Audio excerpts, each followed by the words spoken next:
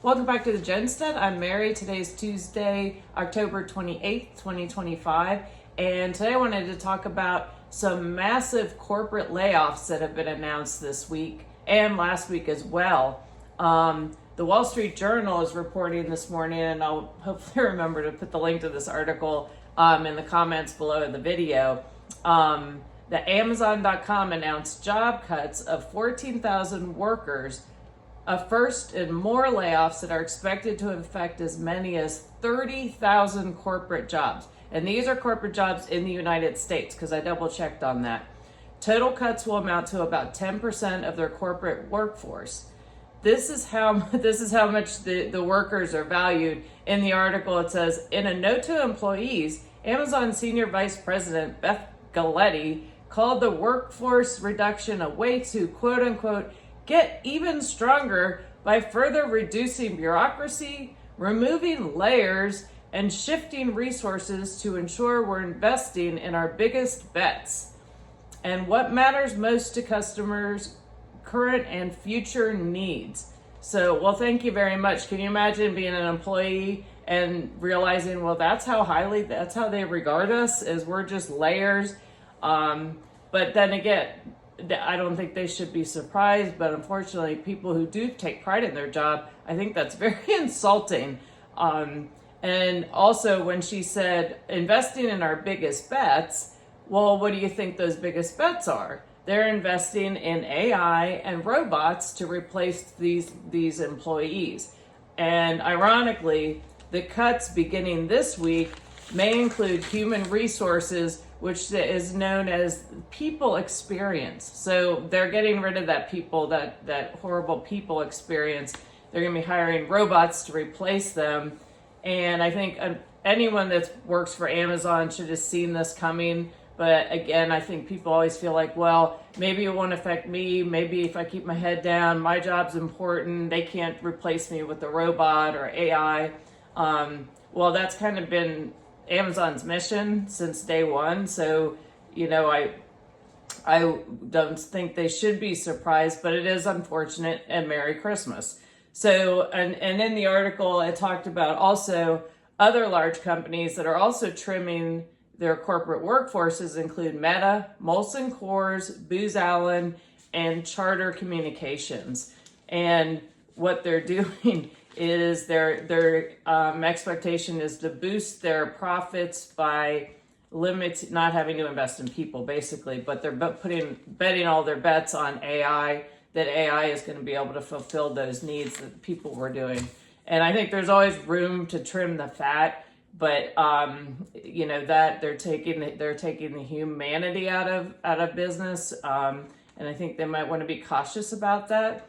And so also, additionally, on Thursday, Target announced it was cutting 1,800 corporate jobs, and this was reported on CNBC, and equaling, that's about 8% of their corporate workforce. And these jobs, these are good paying jobs. The average salary is around $85,000 to $135,000, and the Amazon, those corporate positions, those are very good paying positions as well, kind of in the same pay scale, maybe a little higher than what Target does. But the new CEO is really trying to resuscitate Target after its shares have fallen 65% since their all-time high in 2021. And as we all observed, that was self-inflicted. And this is more of a corporate shift and just getting rid of unproductive corporate employees. Some of these positions they aren't even going to be filling or replacing, they're just eliminating altogether. And so meanwhile, while we have this going on in the corporate world, and you think about when you have these layoffs, and these are families, these are good solid paying positions, and they earn money, then they spend money in their communities. And so this is going to hit these families very hard. And that's really just the environment that we're living in right now. Now I wanted to talk a little bit about the shutdown. And last I checked, it's continuing. However, today they are scheduled to vote for the 13th time on a clean CR. So they got a little bit of a nudge, more than a little bit of a nudge yesterday.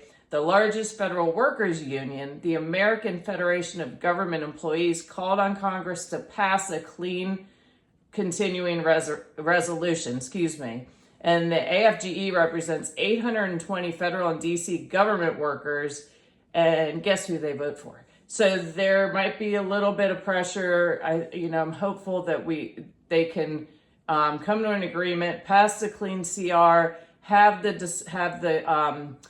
debates on the big issues and on subsidies and so forth, but so that they can get past this.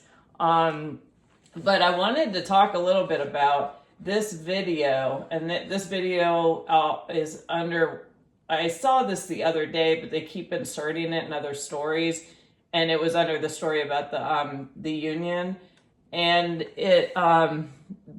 this video was talking about federal workers line up at food banks ahead of their first missed check since the shutdown.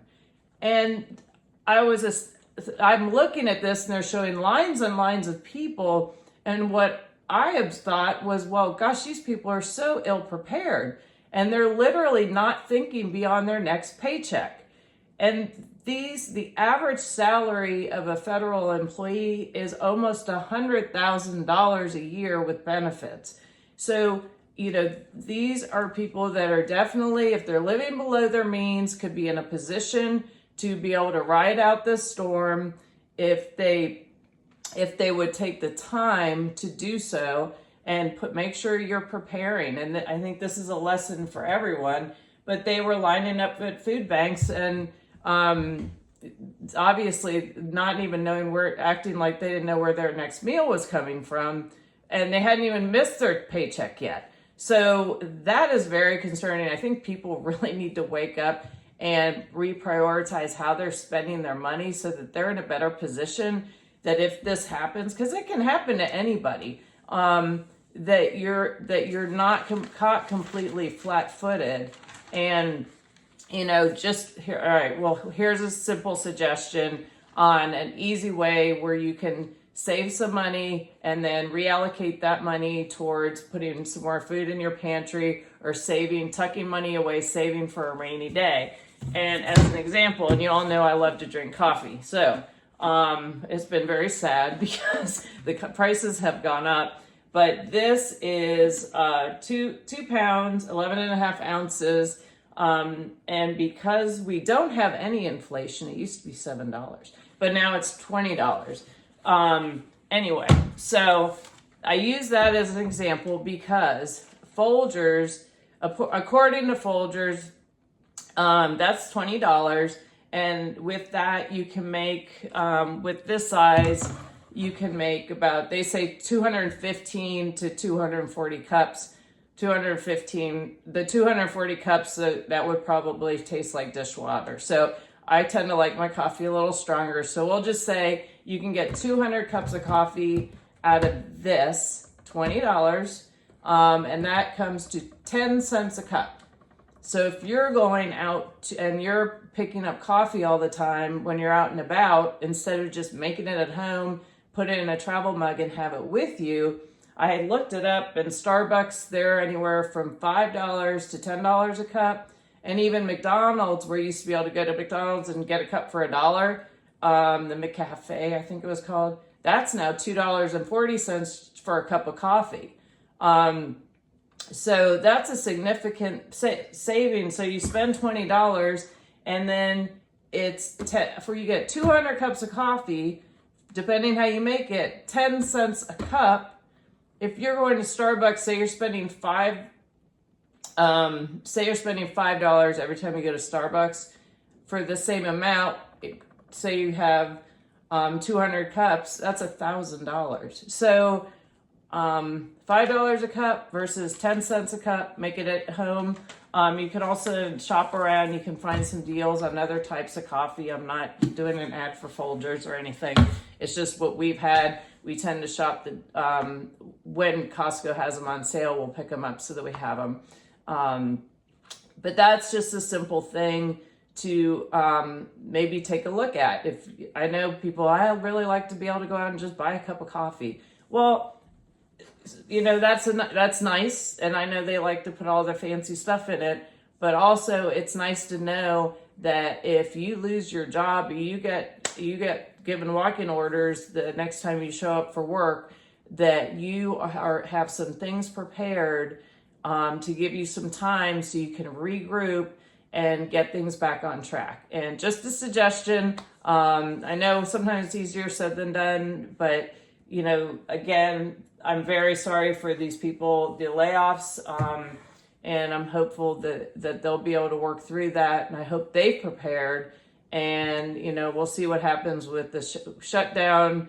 Hopefully that can get resolved today too. And hope you find this information helpful, and I look forward to talking to y'all again soon. Have a great day.